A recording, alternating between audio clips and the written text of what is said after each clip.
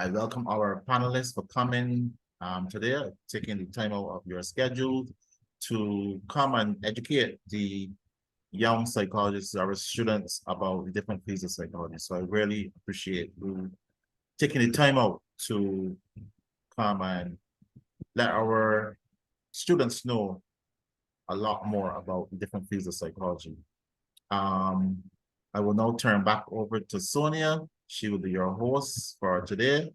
And I hope that after today, you have a better understanding of not only psychology, but one thing we learned last night in another forum, you can become the voice for change, the voice for advocacy in the future. So we don't just become psychologists, we also become a voice for change, a voice for advocacy.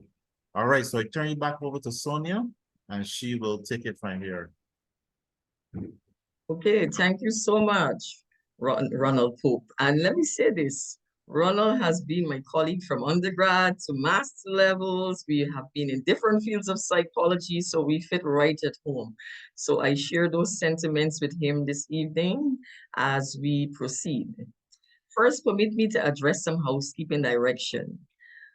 As the speakers present, we kindly ask you to place your questions in the Q&A section, or you can hold those questions until the presenter segment is completed. We will give you about 5 minutes to ask those burning questions. As our president said, this forum is intended to provide information and is in relevance to careers in psychology. Today, we have with us 5 presenters who are professionals from diverse fields of psychology. And the fields respectively for which we will hear from is counseling psychology. We have Mistress JoAnn Prosper-Chase. We have for research, Dr. Mia Jules. We have for clinical psychology, Miss Felicia Gill. We have for educational psychology, Dr. Andrea Dennison. And we have for forensic psychology, Miss Verneé Sobers. So first up with us for us this afternoon is Mistress JoAnn Prosper-Chase, who is also one of my colleagues. JoAnn is a Dominican residing here in Barbados with a Bachelor's of Psychology degree and a Master's degree in Counseling Psychology from the University of the West Indies, Cayville. She's a registered counseling psychologist like myself, yes, and she is at Mind and Space Counseling Services. She volunteers her times at Barbados as an adjunct lecturer at the UWI Cayville campus as well. Sorry, she's an adjunct lecturer at UWI Cayville as well. JoAnn's commitment to education and professional development is evidenced in her dedication to continuing education. She specializes in empowering individuals facing multiple challenges, helping them restructure their thinking and cope with emotional and mental challenges in life. Her passion lies in assisting persons in understanding human development and helping parents and families to function cohesively despite personality differences within the family dynamic. Ladies and gentlemen, students, this afternoon, it gives me privilege to welcome our first presenter in counseling psychology, Mistress JoAnn Prosper-Chase. Go right ahead, JoAnn. Good afternoon again, and thank you very much for this introduction. You said it so well. Couldn't have done it better myself. If you permit me to share my screen, just have a very short presentation. Okay, so counseling psychology. What does a counseling psychologist do? Counseling psychologist engages in talk therapy with clients, where we utilize different techniques to engage in conversations with our clients. We provide guidance and support to individuals, families, and groups by helping to develop insight, coping strategies, problem-solving skills, whatever it is that they need to navigate through their challenges and improve their mental and emotional lives. We also utilize a range of scientifically proven techniques and approaches to address concerns and to guide our clients through those challenges. So we use CBT, or cognitive behavioral therapy, where you encourage a client to change their perception, to show an individual how their thoughts can impact their emotions and how their emotions can impact their behavior. We also use psychoanalysis, that is to change the thought processes of persons from an unconscious thought process to a conscious thought process, where clients can develop an understanding of why they feel the way that they do. We use behavioral therapy to aid clients in eliminating problematic behaviors through desensitization, breaking unproductive or negative associations, and discouraging negative behavior. We also use humanistic approach, where the client take the lead. Most times people do that, where the clients lead through the session, which allows them to discover their solutions, right? Or there are some psychologists who use an integrative approach, which means that they use a combination of different approaches based on the circumstance of the individual. So we also focus on helping, help individuals to cope with emotional, social, vocational, educational, and parenting challenges. Yeah. So we focus on all of that to empower an individual to make positive changes in their lives. That is what we do. Now, in counseling psychology, there's a range of environments that person can function in. And we can do it in an academic setting where you provide therapy to individuals, students. You can provide therapy to faculty if you're allowed to.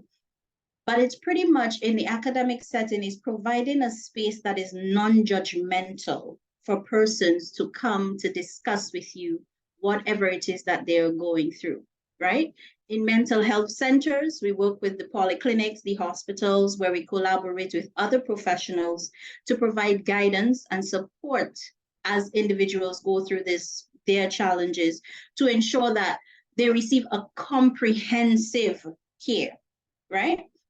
We also do governmental non-profit organizations, like the place that I volunteer at, Barbados, to aid individuals who are on the lower end of the economic spectrum. So yeah, lower end, where they really can't afford to pay for the services that are needed to help with their mental health.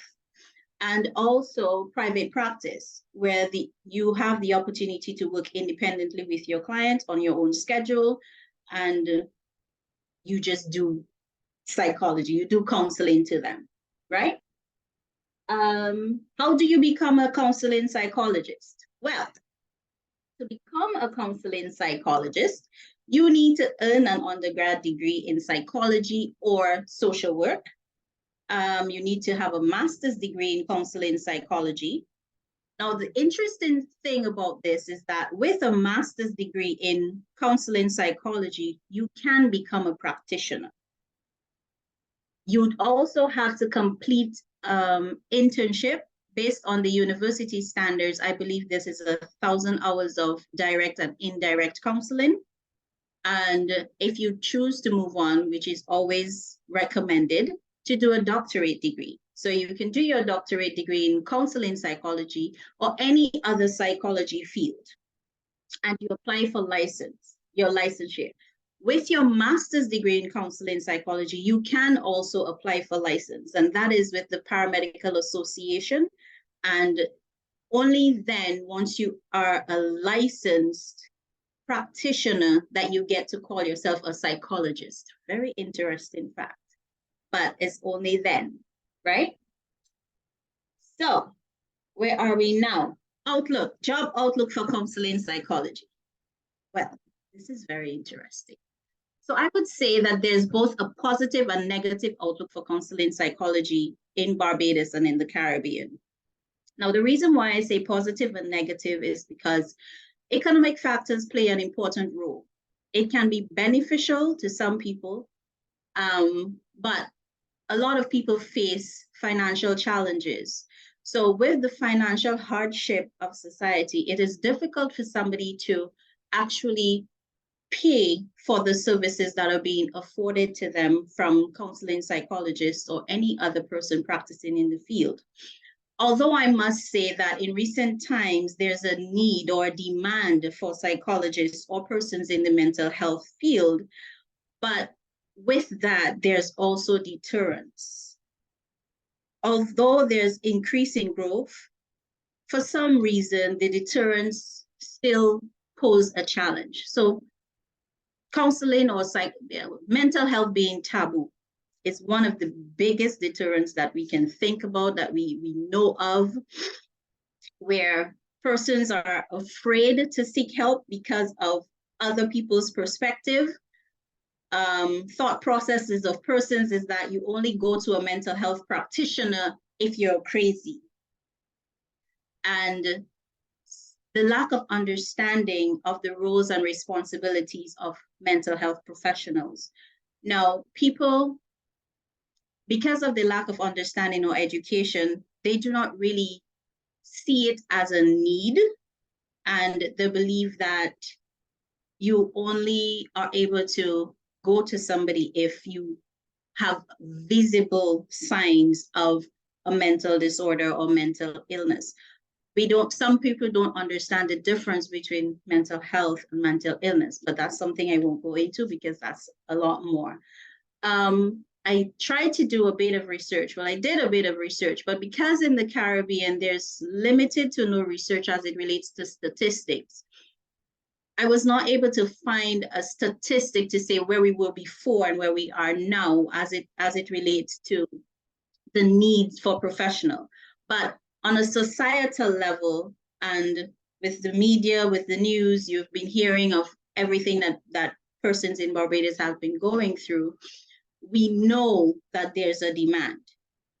An interesting thing that I found was that the WHO did a study of small island developing states, where they decided to create an action plan for the period of 2013 to 2030, where they indicated that for Caribbean islands or developing states, there's a need for promotion of mental health facilities, there's a need for education, and there's a need for preventative efforts. All of that is required or at least suggested in their study. They have not given an update on that study, so we're not aware of where they are, but their period is between 2013 and 2030. However, with the US, where we have so much research and information, according to the US Bureau of Statistics, last year, 2022, to now, there's been an increase of 6% of psychologists or person within the mental health field. So that is important, and that shows that there is a demand for persons within that field. And the other thing is related fields of counseling psychologists. There are so many, but just a little bit. We have sports psychology, educational psychology, vocational, clinical, experimental psychology, forensic psychology, research and design. It is a lot, but at least it falls under the heading of mental health and becoming a mental health practitioner. So the most important thing that I would like you to live with, if you live with anything at all, is the demand for persons within that field and the understanding that what your role and your responsibility is as a mental health professional, and giving the individuals that come to you or that you see the opportunity for them to express themselves in whatever way they choose to, in a non-judgmental space. So that's my little tidbit for counseling psychology. It is a very interesting field of psychology. If you want to do it, you get to talk a lot. So, do you have any questions for me? That's the end of my presentation. Thank you so much for listening, you guys.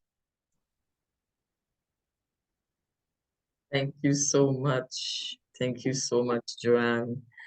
And the floor is open just for a few minutes to any questions that you may currently have, can be directed directly to her representative at the moment. And if there are no questions, I would like to ask JoAnn a question in the meantime. So, Sure. JoAnn, what do you find to be the most prevalent issues that you address here in Barbados in terms of your professional field? In terms of my profession, I wouldn't like to say prevalent because we all know depression and anxiety, but not really. Persons do have other challenges, just coping, the inability to cope with life, the inability to cope with their situation. It may then have that person experiencing some symptoms of depression. It may not be a depressive, but because of the inability to cope with society and everything that is happening, the unemployment rate, NCDs, that causes a problem. Well, I don't like to use the word problem because problem gives a negative connotation. So I like to say challenges. So that causes a challenge for most people to be able to function. Thank you so much. At this time, is there any burning questions anyone have as well? Thank you so much. I can agree with you more, JoAnn. And I like to use the word life adversaries. And when we have so many different issues, it could be so many vast issues, then we tend to be a little, people like to say they're depressed with not even really having a diagnosis of being depressed, but actually it's just being able to manage their emotions and cope and kind of find the solutions to their problems. So there's a said, do you find the transition from student to counseling psychologist? So here's a question for you, JoAnn. How do you find the transition from the student to the counseling psychologist? It was a little bit difficult at first because I was in my head a lot. What we learn in theory does not always apply in the practical setting. So you would be with a client and you would be thinking, okay, what do I do next? What skills do I show? Do I probe a little bit? Do I use this technique? What do I do? So it was a little bit difficult to put the theory aside and just have a conversation with the person. The more you do it, the easier it gets. But the transition from that is understanding that when you go into this session, you're just having a conversation. And then by the time you start talking, you probe, all your skills just start falling into place.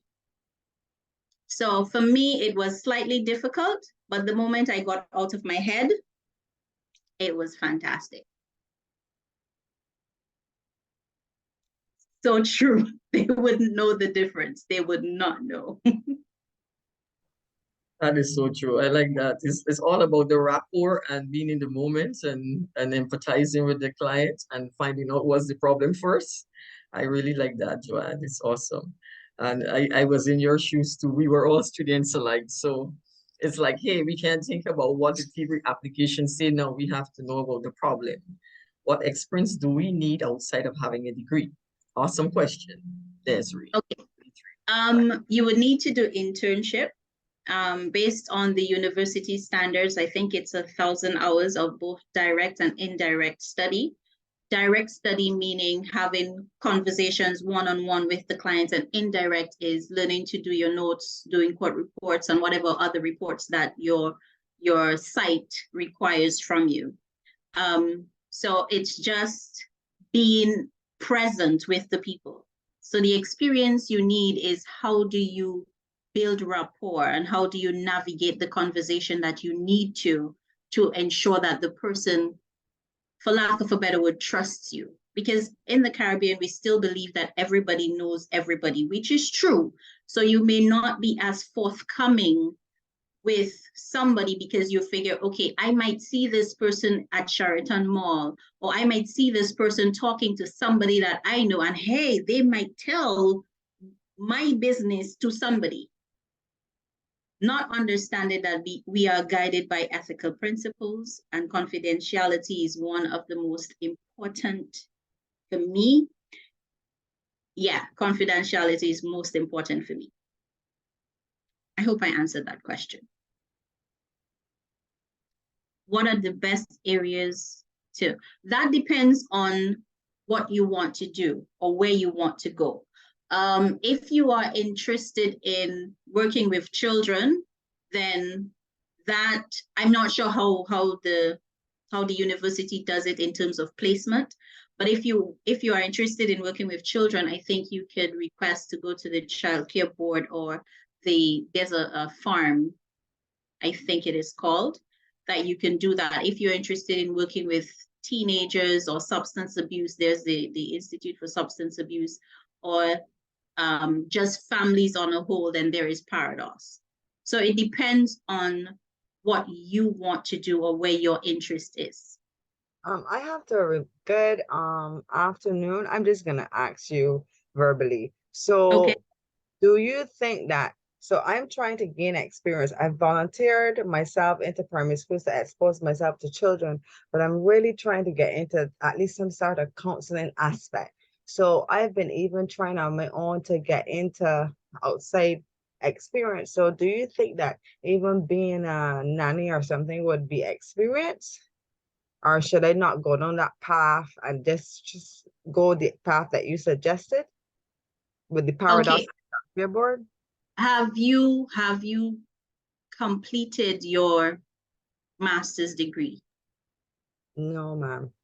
Okay, so if you try to go to anybody else, your experience that you're gaining now may not be applicable when you actually do your master's degree. You can just let them know that you have worked with people before, but you can't really, yeah, you would have to do it based on where they send you. But working with people just to understand them is important enough, and that's good enough. But it's whether the site or the center will accept you as an undergrad. You would not be allowed to do counseling as an undergraduate with persons, because you have not gained the required skills to do so.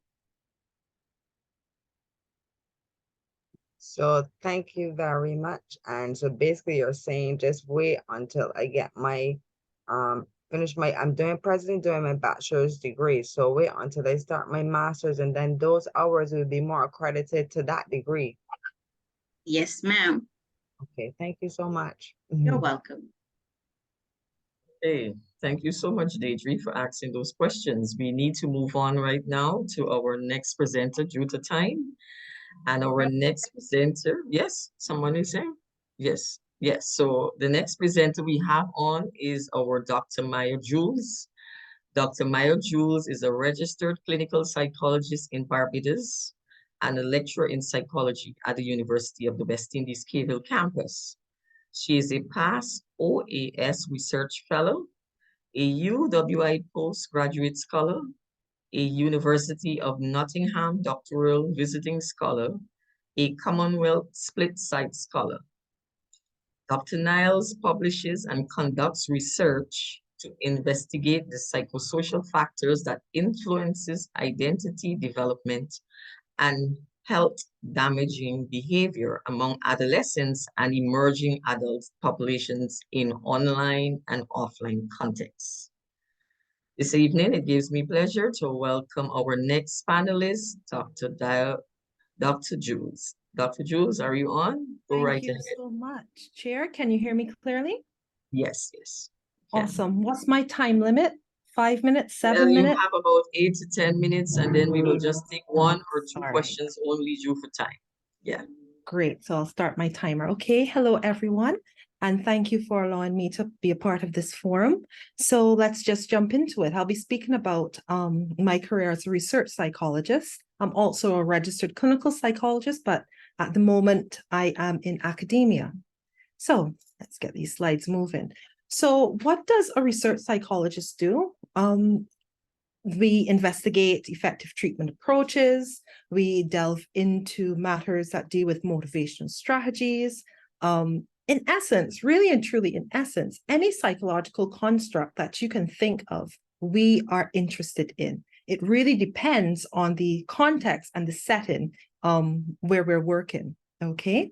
Something that I want to mention that my colleague JoAnn would have mentioned, she indicated the data that, there's not much data in the Caribbean, and it's very important for students to note that research is an inherent and essential component in the practice of psychology, because many of the techniques that are utilized by practitioners are informed by evidence-based procedures. So what is happening is that if there's no research in the Caribbean, what happens is you oftentimes go further afield. So there is a need for more research to be done in psychology within our context so that it is more applicable to our people, okay? So in terms of the work environment for research psychologists, the first bit, so for example, cognitive psychologists, for instance, they might work in lab settings. You have individuals like myself that work in the field of academia and university settings in colleges. And then you also have individuals that operate as consultants, okay, to different organizations. So we can talk a little bit about that later in terms of the job prospects for research psychologists. But where you need to collect data on these psychological matters, you need a research psychologist, an individual well-versed in the different methodologies of collecting relevant data. So how do you become a research psychologist? So take some time, as all things take time. You obtain a bachelor's degree in psychology or a related field, and you want to ensure that your undergraduate program has quite a few courses in research, if this is the trajectory that you want to go, be it qualitative, quant, or mixed methods. But at the moment, I know quant and qual are probably the most popular. You gain research experience. You might very well want to be a part of faculty projects. There's sometimes, if you want to assist faculty collecting data or shadowing, depending on the project. But you can also gain experience by completing your own undergraduate project, your final year research paper. Okay. After that, you pursue postgraduate studies, master's degree or PhD. Okay. You make your choice. But again, in those programs, you gain more research knowledge, because every single step you take, there are going to be courses in research. Okay. More rigorous, I should say. And then get an experience in publishing your research. Okay. So this may be in journal articles, for instance, or it might be, I know that, for example, K-Phil campus has Chill magazine, and I've worked with undergraduate students to post articles about their undergraduate work. Of course, you want your work to be as high a standard as possible, but there are instances whereby students may be able to share their research even before they get to the master's or PhD level. And then applying for research positions, again, depending on the context within which you want to work, okay? So just sharing a bit of what I would have come across in terms of studies in Barbados in particular. Here's a study by a colleague, diabetes distress in a Barbadian population with type 2 diabetes. Another study that I was involved in with colleagues in Jamaica, a psychosocial analysis of depression and anxiety and student engagement. And this was dealing with students now going into the 11 plus, taking that exam. And then another bit, and I thought it was interesting that JoAnn, you mentioned having information statistics. Well, I would invite persons, if they're interested in getting an idea as to the history of psychology in Barbados, there is an article out, Psychology in Barbados, looking back and moving forward.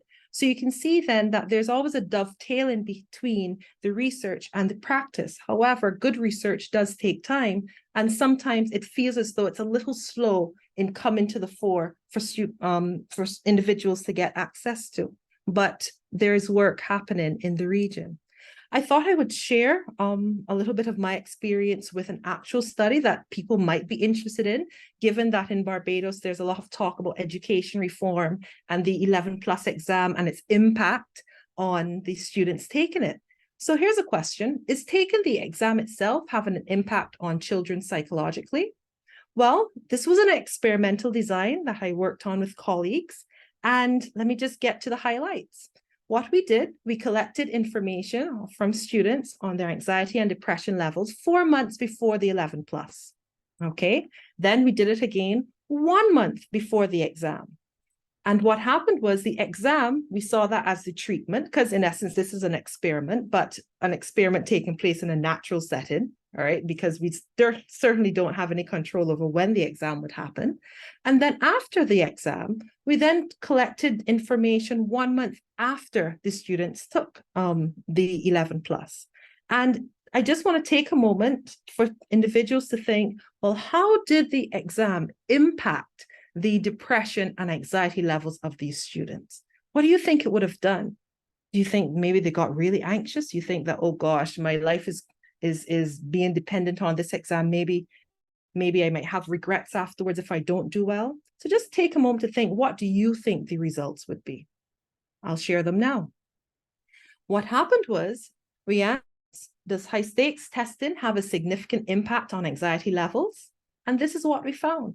That anxiety symptoms remain roughly level before the exam, and then after the exam, anxiety levels fell, okay? But there's still a decline over time.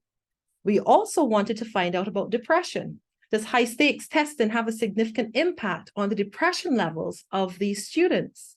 And believe it or not, depressive symptoms also declined across the 3 time periods.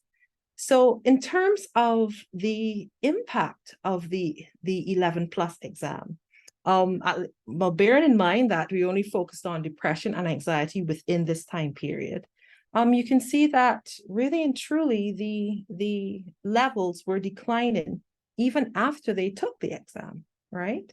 So if you want more information, this is I would say, the premier journal of psychology in the Caribbean Journal of Psychology, in which the findings from this study are currently in press. Okay, so again, a lot of the research that research psychologists do are going to have consequences for policy, for practice.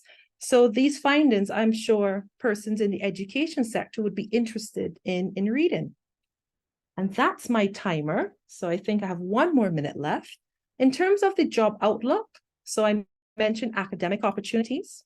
You could also work for government and nonprofit organizations, for example, Ministry of Education. You might work for NCSA, National Council on Substance Abuse, or Barbados, for instance. It really does depend on if you are going to be working as a consultant or a member of staff, but probably a consultant, okay?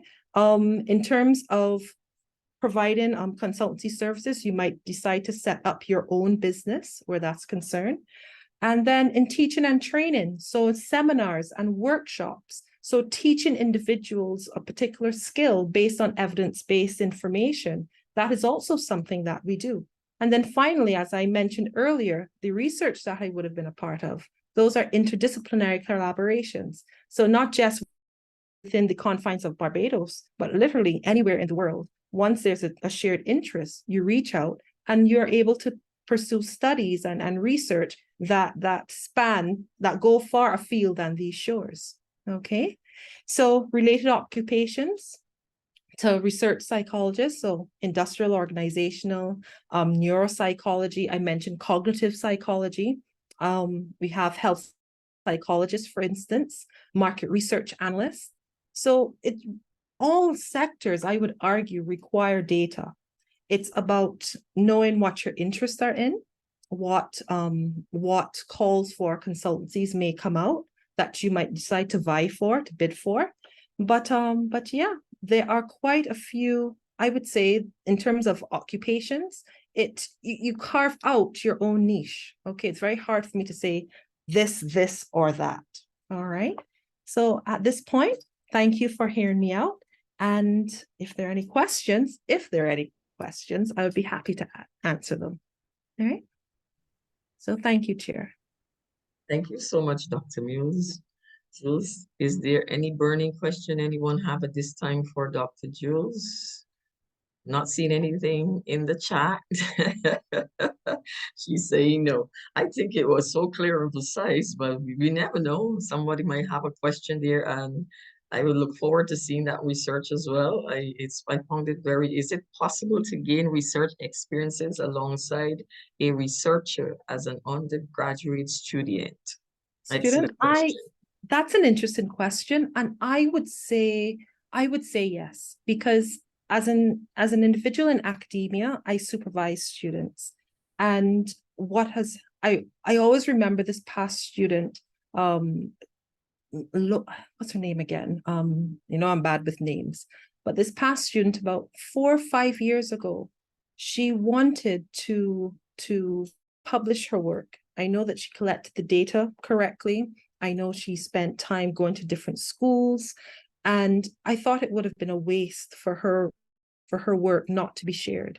And I actually presented some of her work at a conference, a local conference here, and it was picked up, as I mentioned, by Chill, the university magazine, and it was published.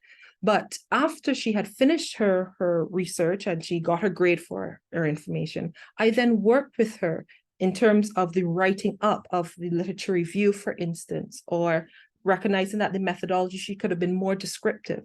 So if there's an interest, what happens is you work alongside your supervisor and they would be able to help you take it one step further. Okay, so there are plenty of opportunities. I think you just have to ask. Yeah, but I know that research in general, sends shivers up students' spines.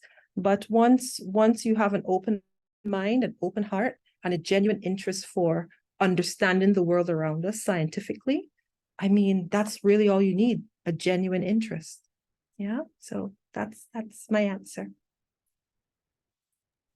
Thank you so much, Malika, for that question. That was an excellent question.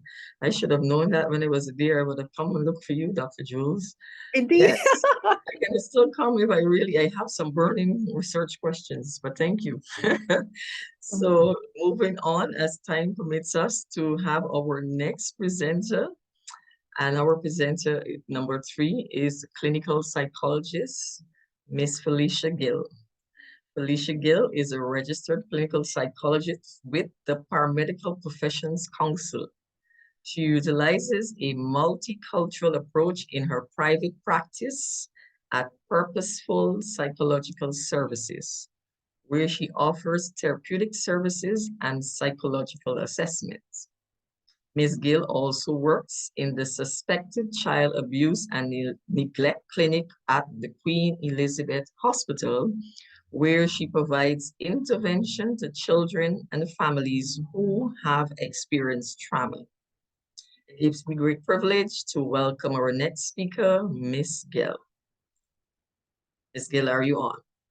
Hi, good afternoon. Yes, please. Go right ahead.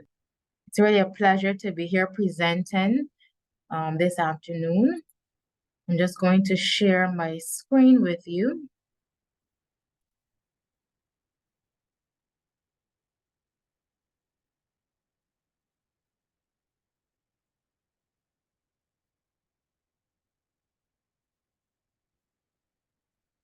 Okay, thank you for that introduction, Chair. So today I will be presenting on the clinical psychology career path, which is a very exciting one, if I might add. What do clinical psychologists do, you may ask? Now, clinical psychology is generally one of the more dominant areas of psychology, if I might say myself. And it's actually a psychological specialty that provides continuing and comprehensive mental and behavioral health care. So here you can see on the screen, I have listed the various duties of a clinical psychologist. The ones I have highlighted in alignment with the chart that you see, those are the ones that I personally, the duties that I have, but everything listed is what a clinical psychologist generally would do. So therapy.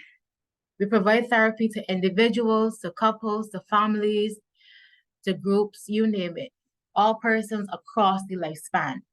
There are, however, some psychologists who may prefer, okay, my specialty is that I want to work with teenagers, or maybe I only want to work with young adults.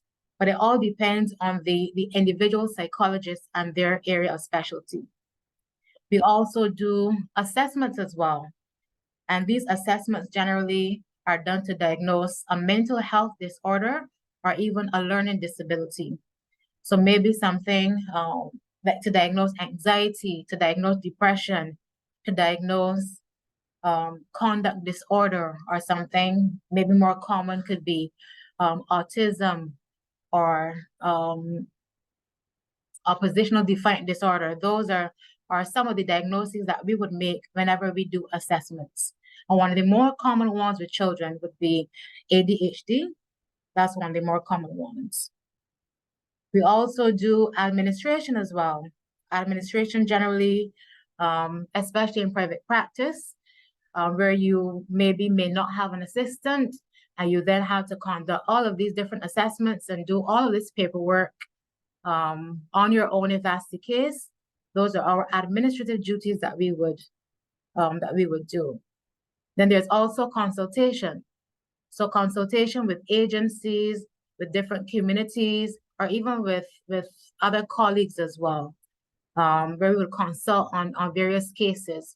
If it's a situation where maybe where I stand at the hospital, and I may have to consult with some person from the child care board, or maybe some person from the government industrial school. Those are some of the linkages that we would have with other agencies. There's also continuous learning as well.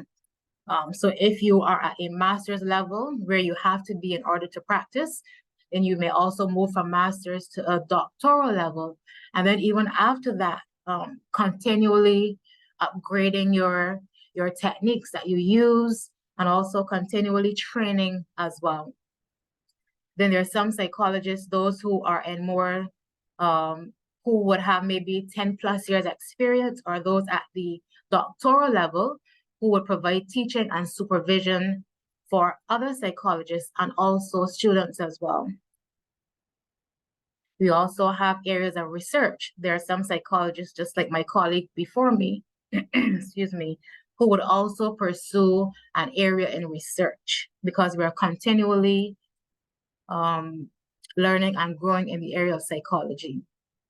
There's also program development and administration and public policy.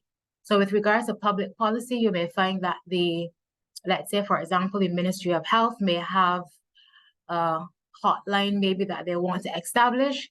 So they would contact the various stakeholders, and these clinical psychologists would fall under the stakeholder. And we would also have to give maybe some guidance or provide any feedback on any policy that the government may also be establishing.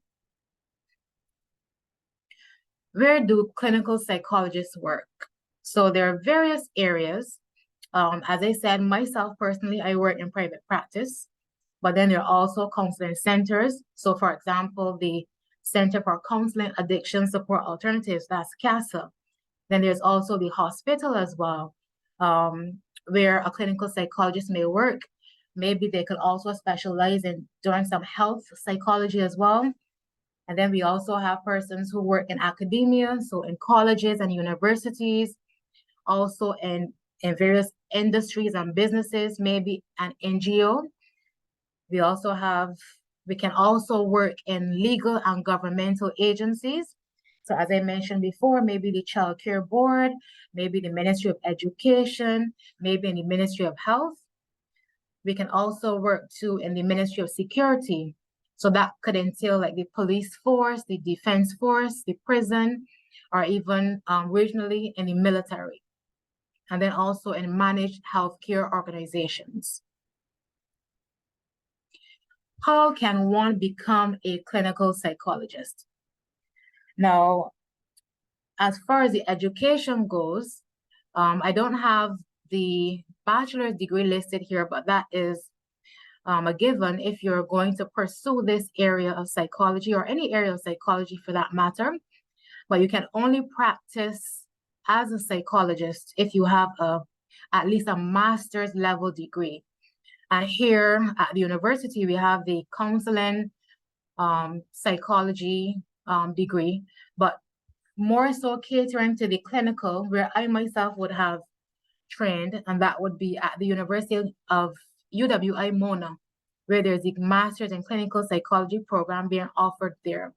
And that's a 2-year program where you would have internships and practicums throughout the entire program. It's a very intense program, but one that is very rewarding, I would say.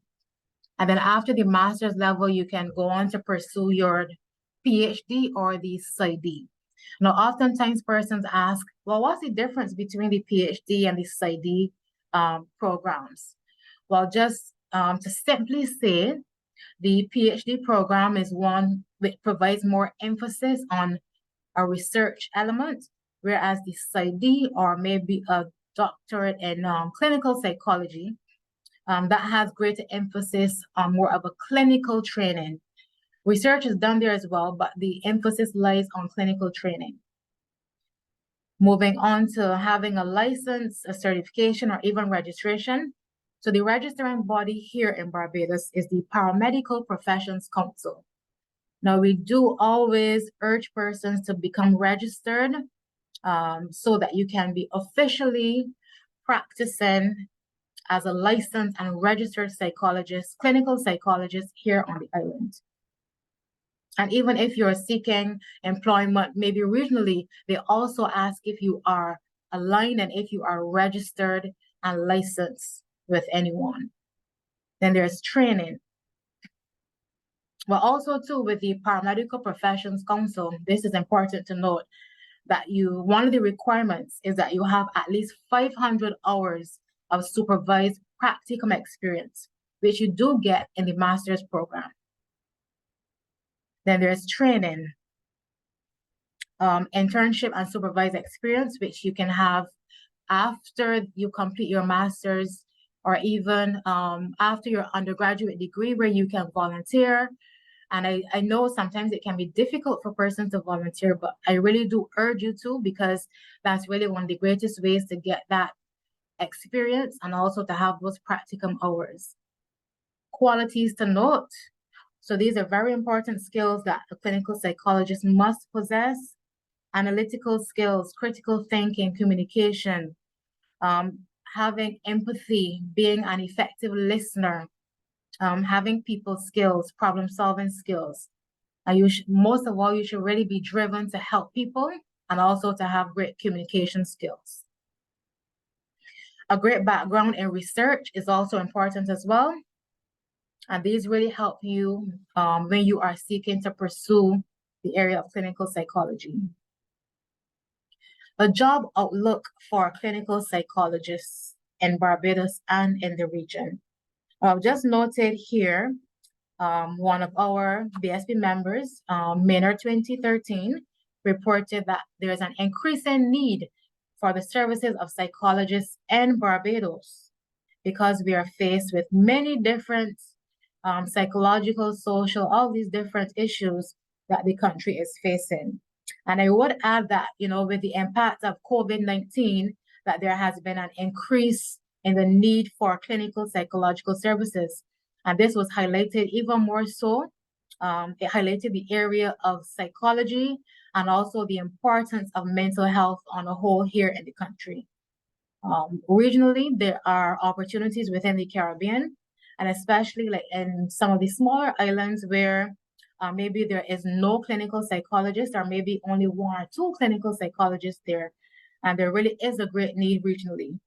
Internationally now, you can have opportunities in the US through the American Psychological Association, and they have opportunities for persons who are non-citizens also as well in Canada.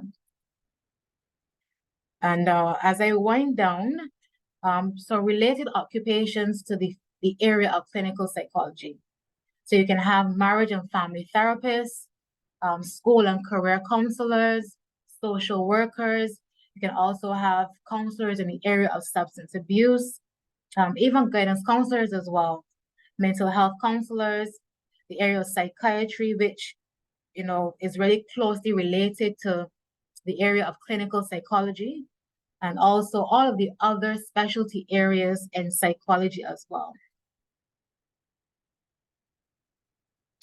And that is it for me. for the area of clinical psychology. Thank you so much, Felicia. Is there any questions? You talked about consulting. Just let me get that. It's from Patrin. You talked about consulting with other professionals. Who are some of the other professionals that clinical psychologists consult with? Right. So we do as a clinical psychologist, I do consult with many other professionals.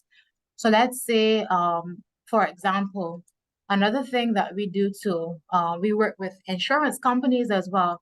So if it's a situation where we may have a client who might have experienced some form of trauma as a result of a motor vehicle accident, in an instance like that, I would have to work with the insurance company in terms of providing the much needed therapy for the clients, and then also in terms of providing a report for the insurance.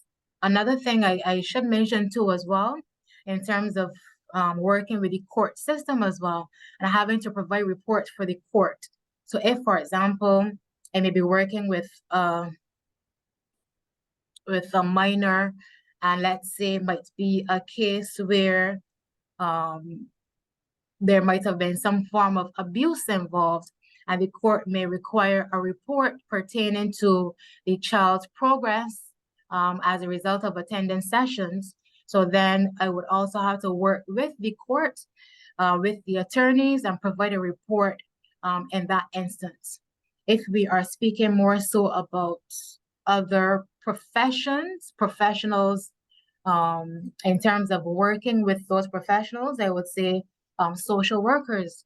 We work very closely with social workers in terms of if it's working with a child, let's say if it's with the child care board, also too with medical doctors.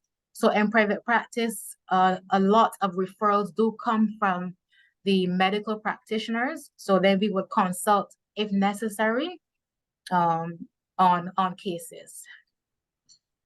The other question wanted you to differentiate between a counseling psychologist and a clinical psychologist. If there's a vast difference between one being diagnosing and one being a treatment therapist. Okay. Well, with clinical psychology, we work predominantly or specialize mainly in the area of mental health. And then I would also say too, in terms of the conducting any psychological assessments or any psychiatric assessments, psychological assessments.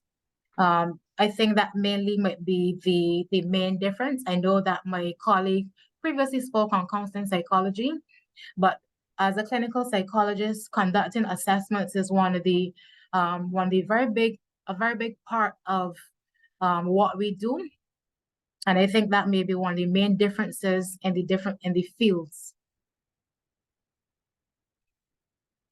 Then can you just ask you to address this last one before we move forward? It says there are many postgraduate programs, master and doctorals, which require students to have clinical experience before they being accepted.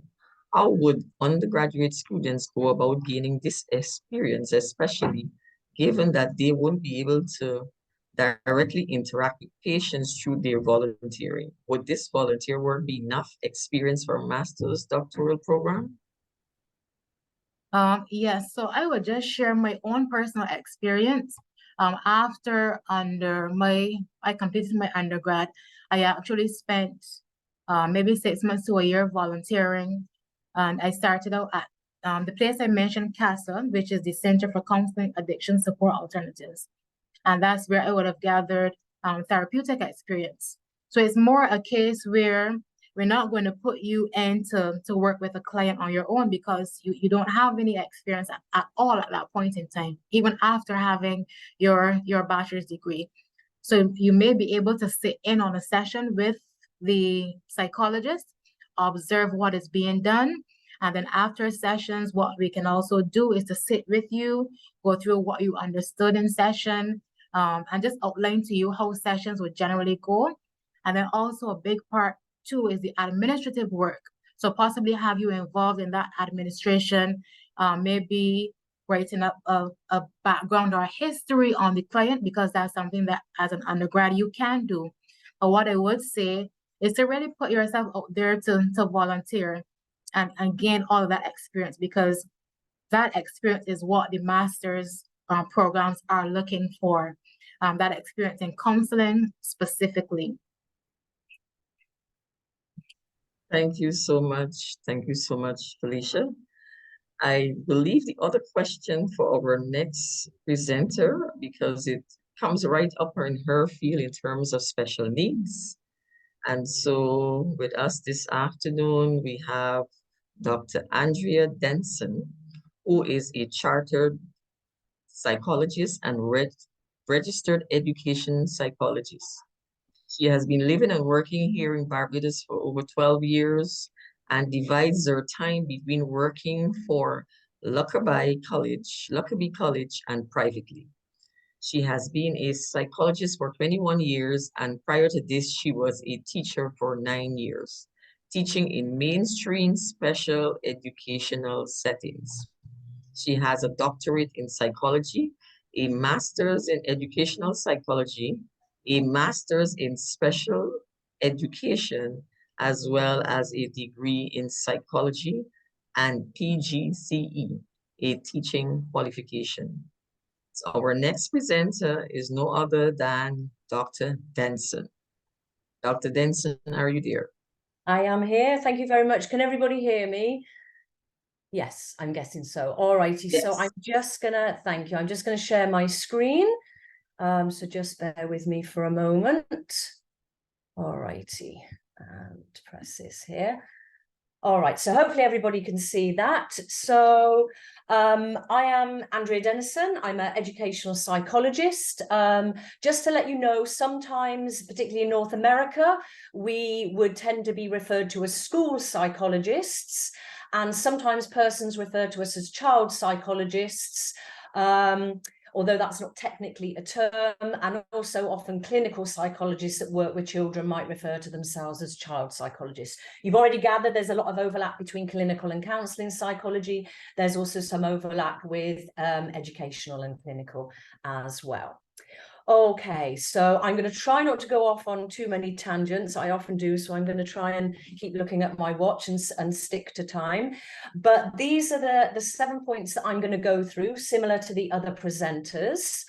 And yes, that's me. That's my title there. I know that Felicia explained a little bit about her progress towards becoming a clinical psychologist. I'll talk a little bit about that as well. Okay, so first of all, I'm going to just launch into how to actually become an educational psychologist, or if you're in North America, a school psychologist. So just like any area of psychology, you need to have an undergraduate degree in psychology or some form of psychology before you do it at a master's or doctorate level. And there was also a question and discussion about gaining experience. There's not going to be any educational psychology training courses that take you straight off after doing a bachelor's. You need to generally have at least 2 years of some experience, which might be working as a psychology assistant.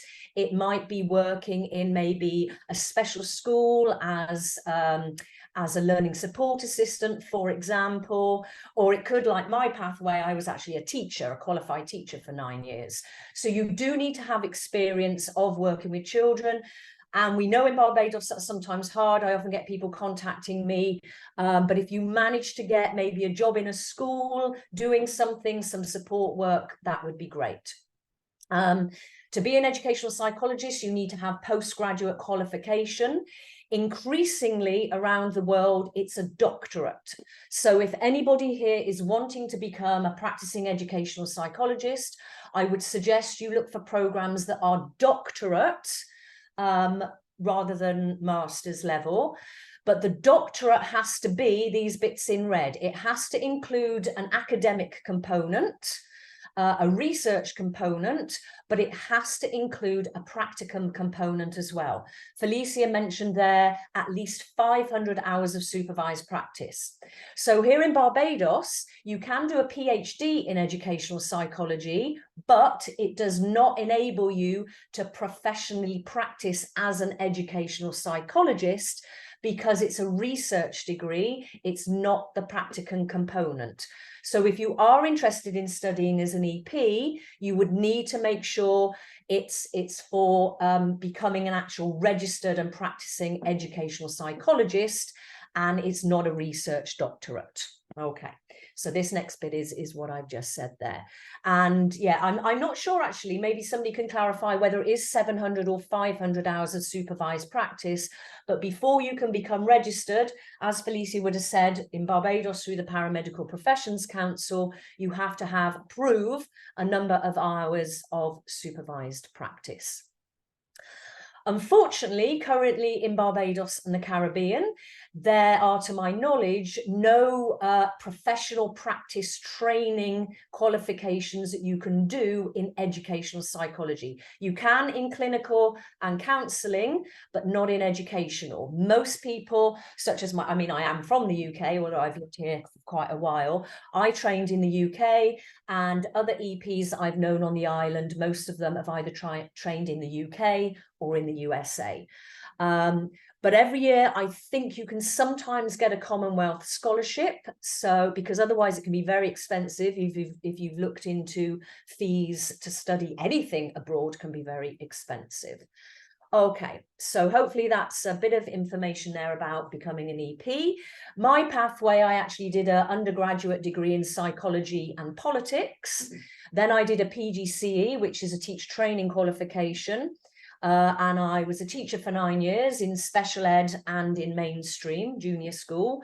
And then I retrained. I did a master's in educational psychology, which was professional practice training. And then for professional development, I topped that up and I did a PsyD doctorate whilst being a psychologist, which was a lot of extra work. And I should say, if you do want to be any kind of psychologist, it is a lot of work. It's very rewarding, but you've got to put in the hours. You've got to be prepared that your kind of private and social life is going to be pretty non-existent for a while. All righty. So this next question here about what do educational psychologists do? And this is where there is some overlap with clinicals. Basically, like all psychologists, we apply psychology. And my remit, I think, is to just try and, make people's lives a bit better, enhance the learning and well-being. We tend to only get called upon when somebody perceives there is a problem, and somebody usually perceives there's a problem with a child. And sometimes it's not the problem with the child, it's the way maybe issues are being dealt with. But anyway, so our job is to help solve whatever the problem is perceived to be. And often, because our remit is, generally speaking, we're trained to work from 0 to 25 years of age. Although we do obviously work with children, we often focus with the adults around the child, because essentially children are quite powerless. So, of course, we always need to involve adults around the child. So I'm just going to flash these up on the screen. So as I said already, we're trained to work, officially trained to work up to the age of 25 years. But of course, we work with the adults around the child. A lot of the time that is teachers and the school system, and not just parents. And just as Felicia was mentioning, we're often in contact with other professionals as well. OT is occupational therapist, SALT is speech and language therapist. And although we can diagnose, I think we're more about looking at the child in context and what their individual needs are, because one child with ADHD could be very different with another child with ADHD, because they are their individual person. So a lot of the work we do is consultation. And when I say consultation, it's really from a social constructionism approach, which is about co-constructing and jointly jointly problem solving and jointly agreeing on strategies and ways forward. So it's what we call process consultation. It's not so much expert telling you what you should do. It's about co-constructing and jointly problem solving. So everything that I do will start off with a consultation meeting that will always involve the child, the parents, and sometimes the school. Just with clinicals, though, we do get involved in assessment and intervention and therapeutic work. And I quite like this little diagram here that kind of sums up to me maybe what a psychologist does. It kind of helps to kind of make a messy situation maybe a bit more clear. Because we do work in schools, we can sometimes be involved in training up teachers, supervising teachers and supervising other professionals. And the kinds of needs that we deal with can be emotional, social, behavioral, mental health, cognition, thinking skills, learning, memory, language, social skills, autism spectrum, and of course, more complex developmental disorders, and sensory issues. And of course, because we're educational psychologists, we do get involved in working at more of a systems level as well, with maybe teacher training, classroom management, whole school level approaches to things. So currently, I am employed by a school half the week, and I work privately half the week. So my school-based work, where I actually am now at Lockerbie College, is more intervention-based. I don't get involved really in much formal assessments, because I'm here on the premises and a lot of it can be informal assessment of any issues through observation, joint problem solving with teachers. So my work here at the school is more intervention-based. I'm part of the senior management team. I do sometimes get involved in supervising psychology interns, either from UE or maybe persons that are thinking of psychology, wanting to get a bit of experience. So they maybe come and join the team here for a year and I might supervise them. Also speech and language therapists. Every week here at the school, we actually do professional development, teacher training. So in fact, I will be doing one at 2 o'clock today.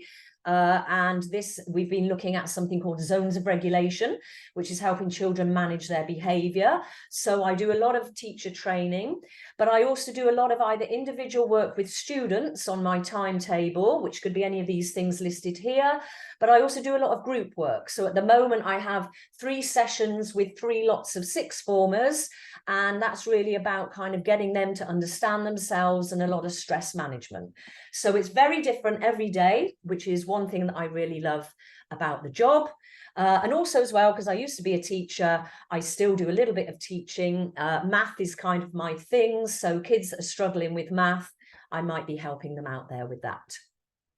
Whereas my private work is probably more consultation. Remember, consultation, that joint problem solving and assessment based. And increasingly since COVID, more therapeutic work. There's a lot more anxiety out there. So just some very quick examples. One day I might be assessing an 8-year-old for dyslexia. That, of course, would come after having an initial consultation, gathering information, jointly problem solving. I might be having a Zoom meeting with a speech and language therapist and a teacher, and we might be jointly problem solving how to help out maybe a 6-year-old in their class that's having difficulties. And I might be working therapeutically with an older teenager. I've written ACT there. I've done additional training in something called acceptance and commitment therapy, which is like a third wave therapy like CBT, but I kind of like it better because it's not so much about challenging your thoughts. It's mainly, I suppose it's more about accepting your thoughts and enabling them to be there, but not letting them take over all of your life. So that's an approach that I find actually really useful, particularly with children, because it's quite experiential. All righty. Okay, the next couple of bits I'm going to rush through because you can probably read this on the screen as well. You've probably gathered already that a lot of the work we do is actually in schools. So even my private work, sometimes kids come to see me in my office, but a lot of the time I go into other schools as well. And that could range from early years right up until university level. I don't do so much online now, thank goodness. I absolutely hated it during COVID when I had to do online. I think that's especially difficult when you're working with children, but occasionally I might have an online meeting, which kind of saves the travel of going into school. Job outlook wise, as we know, no training courses in the Caribbean, and there are actually very few of us around the Caribbean. And in fact, not all governments have educational psychologists or even psychologists in education. Here we've got one employed by the Ministry of Education, but also other psychologists sometimes get work kind of, what would the word be, seconded to them from the ministry. There's sometimes some of the NGOs, like, for example, the United Nations will sometimes put out ads for more of a systems consultancy for psychologists.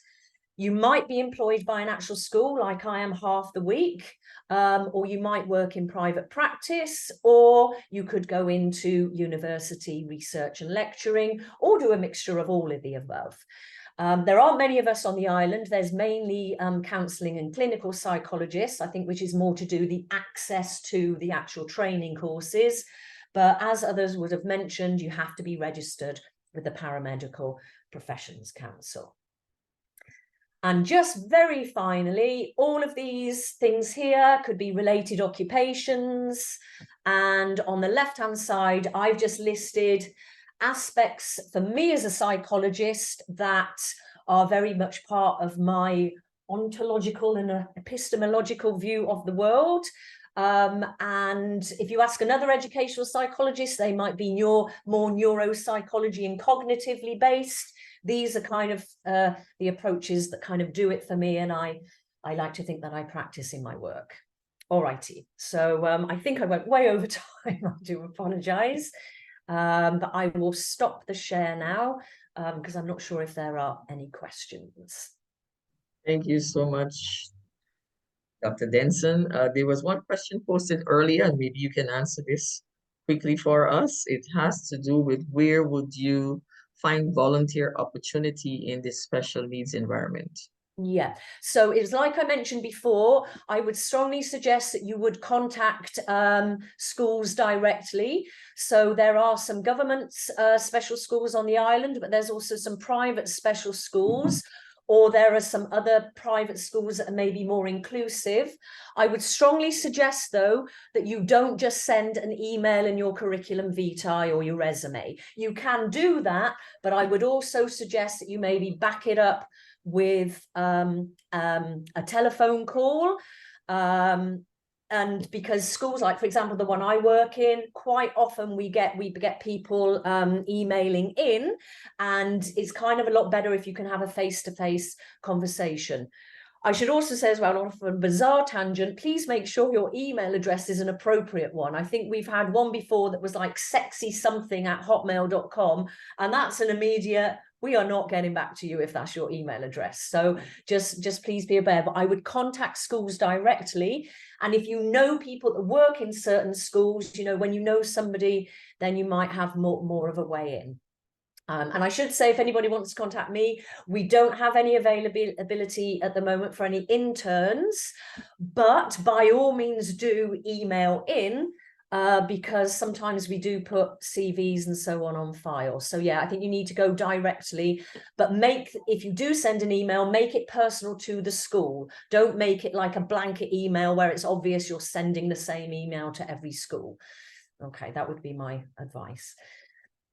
Thank you so much, Dr. Dennison, for your time and your presentation. As we move. Actually, could I just add one quick thing?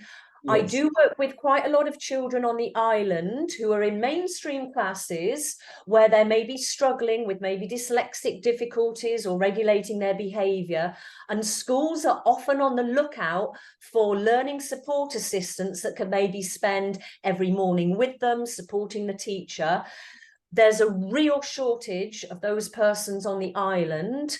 And of course, the school might be taking a risk to employ you doing that. But if you are keen in doing something like that, please do contact schools directly, because honestly, it is so hard to try and find somebody to say, hey, we need somebody who's going to be calm and, you know, be able to talk to the child if they're having a bit of a bad day. There's such a shortage on the island. So please do look into that if you're interested. All righty. Thank you, Dr. Dennison, for that piece of advocacy that we need special needs people on board.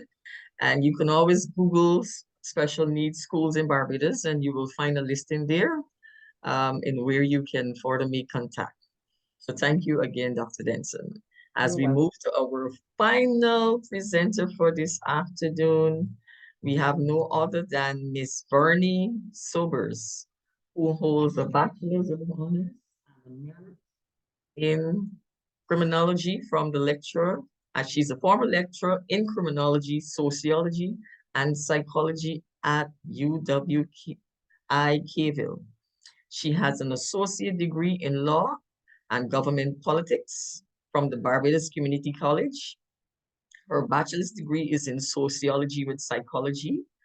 Her master's degree is in criminology and forensic psychology, all the way from Middlesex University, the birthplace of criminology. Her main areas of focus are on the marginalization of girls within the criminal justice system, the decriminalization of marijuana, police to citizen relations, and racial inequalities in the CGJS. She is also specially invested in social advocacy, as she believes that mental health needs to be addressed in more serious light in Barbados and the Caribbean diaspora, as well as she acknowledges that the basic human rights of all must be addressed. Ms. Verneé is an inherent believer in giving back to the community and love giving talks to the old and young alike, something like I do.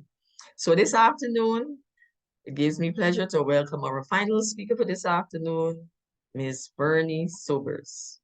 Ms. Sobers, are you there? I am. Good afternoon, everyone. Good afternoon, good afternoon. So let me go ahead and share my screen. Just give me 1 second.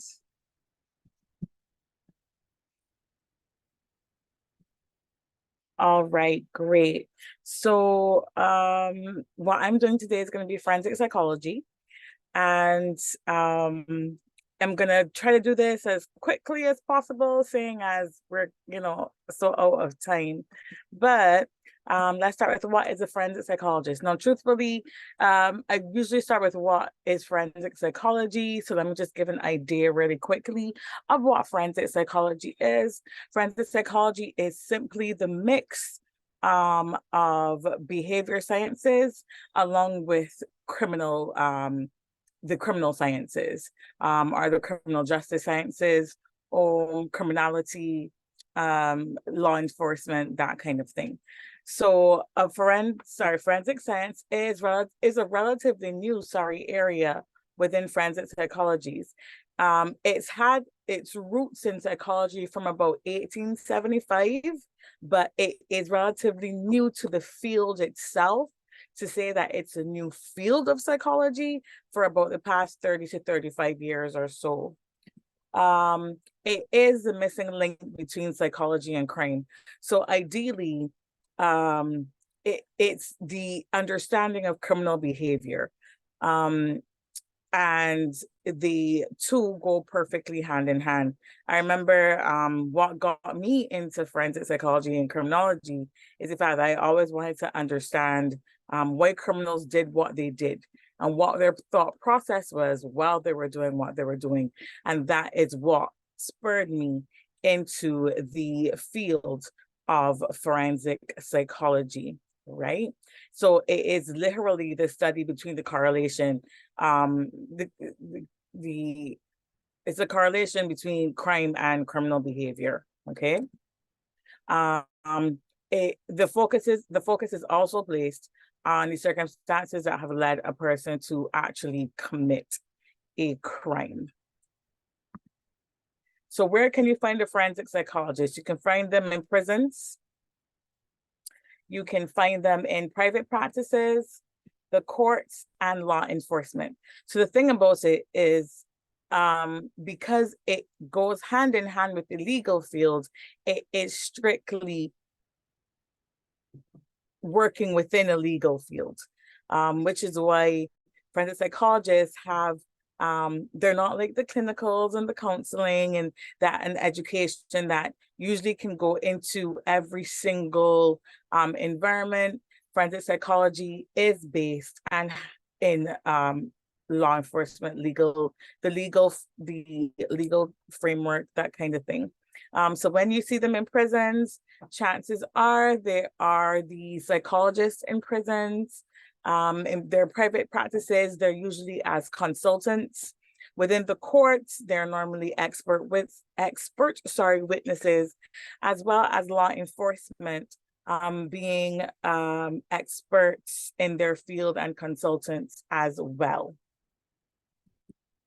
So what do you need to become a forensic psychologist, right? You need to have a bachelor's degree, so a BSc or a BA in psychology. You have to have a master's degree, either an MA or an MSc in forensic psychology. I tell people all the time, I'm a hard MSc stan. I'm a social sciences girl, even though my very first degree, which is my associates, is in arts. I'm an arts girl in the social sciences body, so therefore, you know, I stand with the social sciences. So, you know, you get your MA or MSc in forensic psychology, as well as, like I tell people all the time, you know, it'll be great if you want to go ahead and further obtain a PhD in forensic psychology. Now, might I add, just like all the others said, you do need to make sure that you do have your internships, etc. Now, the thing is that there are, unfortunately, none of the UWIs in the Caribbean or any of the schools in the Caribbean offer forensic psychology as a master's or as a PhD. What you can do is, if it is, you will have to obtain your master's outside of Barbados, which is what I had to do, which is why I went to Middlesex University, which is the actual birthplace of critical criminology, which is and not just criminology, but critical criminology, who and it was founded by Jock Young. He has his roots at Middlesex University. But you'd have to find a university outside of the Caribbean. Special mentions are also online degrees. Walden does a really good online degree. And I would encourage anyone to research to make sure you go to a reputable university that will allow you to obtain a master's in forensic psychology. As for it's in the Caribbean, you do have forensic psychology courses. There is the forensic psychology course at the UWI over in the humanities department. Not sure if you're in humanities or if you're in social sciences, but humanities does offer a forensic psychology course. The thing about it, though, is that forensic psychology is not I don't want to say it's not a recognized field of psychology as yet, but you can't be registered in Barbados as a forensic psychologist. You can be registered once you do have the appropriate internship hours as you know, you're a psychologist, and then you can go and work in, you know, the particular fields like I mentioned before, like the young gentleman who is Dr. Sean Pilgrim. He is the prison psychologist here at former HMP Dodds, also known now as just Dodds. And his degree is actually held in forensic psychology. But as we can't, you know, that registration isn't available for us as yet. He has actually, because he's completed all of it, he is the psychologist at the prison, the main psychologist at the prison. What I will also throw in is, in terms of if you were to go away and get your degree and come back, the prison is a perfect place. It's one of the perfect places for you to start doing your internship. I was a counselor. The steps that I did, because my degree is a double degree, which is criminology and forensic psychology, is that I then further did a counseling course at the Barbados Crime Planning Association. And then I went on to volunteer at the prison for a good 4 years. I was at the prison for about 4 years before I went full-time into lecturing at the UWI Cave Hill, because then lecturing took up much more time and I wasn't able to get to the prison like I used to. So that is at least the steps I can tell you about here. Miss Gill, I'm not sure she's Dr. Gill, so if you're Dr. Gill, I'm so sorry. Miss Gill, she had mentioned about CASA. I did volunteer at CASA as well, first coming out of the UWI, and CASA is a great, another great stepping stone. You also have there would be Verdon House. You can also do, I think if you go into public sector and go into the Ministry of Health, there are ways that you can do your internship or at least get some volunteering in with those hours and that kind of thing. I'm thinking about any of the other support places. There's also still the NCSA, like Ms. Gill mentioned, and there are lots of other support places here in Barbados. I am a mental health advocate as well, so I tend to do a lot of presentations for the Ministry of Health and the Pan American Health Organization, as well as WHO. And in terms of also bridging the gap between forensic psychology and criminality, and psychology and criminality, because all of that is part of mental health and mental illness as well. I've also been speaking to them in terms of being able to, let students bridge that gap. Yeah. So your job prospects are an expert witness, because at the end of the day, that's one of the main things a forensic psychologist thrives in, because it is a study of criminal behavior and why criminals do the things that they do. Often you are called as an expert witness. Majority of times, if it is that you're going to be called as an expert witness, you are going to be called by the state, unless it is that you are working privately and you do have a client who wants to who wants you to give a report on their mental state at the time the crime was committed. You also can work in any child-related fields as well, in terms of when children commit crimes. Lots of time they'll want to look at the behavior pattern in that aspect as well. They something else popped into my head, but it slipped right back out, so I'll get back to that. A lecturer. It doesn't have to just be here at the UWI. It can also be overseas, doesn't matter, but that is a major job prospect, for the mere fact that they're not a lot of us forensic psychologists here in Barbados, and that's the truth. When I say a handful, I literally mean a handful, because for us it's like, okay, yes, we're gonna go. We want to be able to register. This is me winking at the BS, sorry, the BPA, that or the BSP, so that we can work on getting that done, so that we can actually be registered to be in the field and work in the field of forensic psychology. But working in academia is also extremely rewarding when it comes to forensic psychology, and I can tell you that because I was in academia for about 8 years. And then you'll be a registered psychologist itself. So I do know a number of persons outside of the Caribbean who are forensic psychologists, outside Barbados, who are forensic psychologists that also practice privately and work privately in terms of being psychologists themselves. And those persons are thriving. But I would encourage anyone to, I'm literally rushing through this. I have so much other things to say, but I just want to make sure, because we're over time. But there are lots of beautiful joys when it comes to, not beautiful joys, but there are lots of joys that come to forensic psychology. But yet still, it's also very demanding, as crime never stops and crime is ever evolving. So the criminal mind is ever evolving.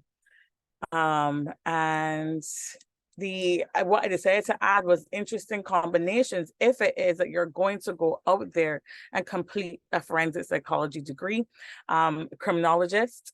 So it would be interesting to get a forensic psychology and criminology degree. I'm not just saying that because I did it. I'm saying that because it really does open up the world of understanding not only criminal behavior, but then patterns and theories of criminal behavior. Because having the know-all as to why they do it psychologically is one thing, but then following the patterns of criminal behavior is another. Yeah. A criminal justice practitioner, victims advocate, researcher, and clinical psychologist. These are also interesting combinations in terms of having a forensic psychology degree, as well as, you know, combining it with one of the other things I have here listed, social worker as well. That is a great combination to do, or interesting combination to do social work as well as forensic psychology, just in case you want to pick them up as minors, or even to get additional qualifications, certificates, anything of the sort in. And that is it for me. Thank you so much, Ms. Sobers. Thank you so much. I want to say special thank you for all of you who attended today. And you would have now logged on to Barbados Society of Psychology and our Psychology Week 2023. Just to highlight that our theme this year is Mind Matters in Digital Era, and it looks at youth, community, and mental health online. This was our annual student forum in career psychology, dated Wednesday, the 20th of September, 2023. I want to say a special thank you to all presenters. It was very, very, very informative. And I do hope that we will have some aspiring students here on the platform here that will want to be a researcher, a clinician, a counseling psychologist, an educational psychologist, a forensic psychologist, and the list goes on. There is a vast field in psychology, and I want to say to you, just take the opportunity. While you're young at it, go after it. And it will be rewarding, as Dr. Dennison said. So with no other further ado, I was honored to be your host today. My name is Excuse me, Yes. Ms. Cadogan. I have now taken the time to say, now we are going to go on to introducing Dr. Professor Maynard to make the final vote of thanks. So Dr. Maynard, can you go right Thank in? you. I thought you were doing my job because you did it so well. So that's good. I honestly was going to say that's good. Okay, so ladies, I hope we have a few gentlemen online as well. Good afternoon. As we conclude this enlightening Psychology in Barbados Student Forum, our journey through the many diverse subfields of psychology has been nothing short of remarkable. And it is with great pleasure that I extend our heartfelt thanks to all those who have contributed to this event. First and foremost, I'd like to express our sincere appreciation to our guest speakers who have generously shared their expertise and insights with us. Thank you to JoAnn Prosper-Chase for shedding light on the profession of the counseling psychologist. To Dr. Mia Jules, your presentation on research in psychology was very informative. Felicia Gill, Your expertise in clinical psychology, I'm sure, has broadened our attendees' horizons. Dr. Andrea Dennison, thank you for your valuable insights into the role and responsibilities of the educational psychologist. And finally, Verneé Sobers, your exploration of the forensic aspects of psychology was captivating. Each of you has added a unique dimension to this forum, and we are grateful for your time and knowledge. I would also like to extend our thanks to President Ronald Pope, who set the stage with a warm welcome, and of course to our lovely chair, Sonia Cadogan, who did an excellent job. She skillfully chaired this event, and your leadership and contributions have been instrumental in the success of this forum. Thank you very much, Sonia. Additionally, I'd like to thank all the attendees, all of you online, for your active participation and engagement, your questions and so forth. Your presence has made this forum a dynamic and enriching experience. As we leave here today, we want you to carry the knowledge and insights gained from this forum forward into your academic and career planning pursuits. It is through events like these that we continue to foster a vibrant and informed community of psychology enthusiasts here in Barbados. I want to give you a gentle reminder that you are all welcome to join us tomorrow at the online public forum from 7 to 8 p.m. as we dialogue with our panel of guest speakers on the theme, the community, youth, and mental health. And once again, thank you all for your contributions and for participating in Psychology Week 2023 under the theme, Mind Matters in the Digital Era, Youth, Community, and Mental Health Online. We look forward to future opportunities to come together and explore the fascinating world of psychology. Thank you and have a wonderful afternoon. Bye, everyone. Thank you so much. And don't forget to follow us on Facebook and Instagram. Right, Dr. Maynard? That's right. Okay, thank you. Thank you. Bye, Bye. everyone. Good evening. Thank you, everyone. Bye. Have Take a good care. evening. Yes. Thank you. Thank you for having me. Bye.